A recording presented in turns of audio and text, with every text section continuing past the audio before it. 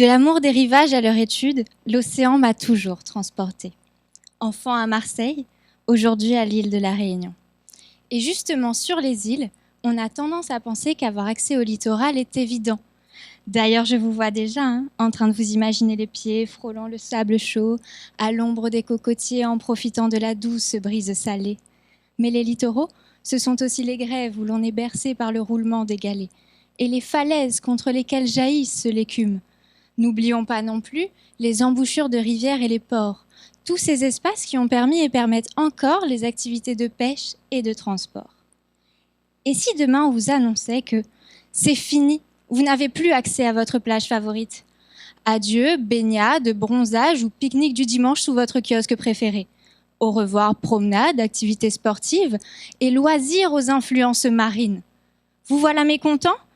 Eh bien, c'est tout l'enjeu de ma thèse. J'étudie comment se façonne l'accès au littoral pour que vous, usagers, soyez au plus proche de vos désirs de bord de mer.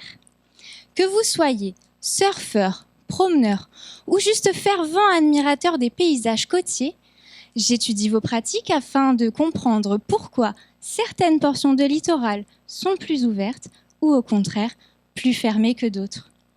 Pour cela, que vous soyez, je mène mon enquête. Je commence par observer et photographier les plages aux usages les plus variés. Puis, j'interroge les acteurs de l'aménagement et les usagers afin de déterminer ce que l'on appelle en géographie des dynamiques spatiales.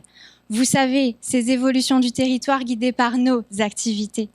Ces dynamiques spatiales reposent sur un ensemble de facteurs, des contextes géographiques variés, des lois disparates et des usages menant parfois au conflit. Car oui, votre emplacement privilégié peut également être celui de quelqu'un d'autre. Par exemple, saviez-vous qu'à l'île Maurice, seulement 12% du linéaire côtier était accessible aux Mauriciens? Non? Eh bien, il s'agit de la rançon de la privatisation des plages en faveur du tourisme. Mais plus clairement, si dans les départements d'outre-mer français comme à La Réunion ou en Guadeloupe, la loi favorise et protège le partage du littoral, dans d'autres îles touristiques comme Maurice ou Sainte-Lucie, l'ouverture du territoire sur l'océan ne coule pas de source. Alors, si pendant cette crise sanitaire, vous avez pris conscience des limites de vos mobilités et donc des limites de nos territoires, sachez que c'est à moi de travailler pour vous assurer qu'à l'avenir, le littoral soit notre littoral.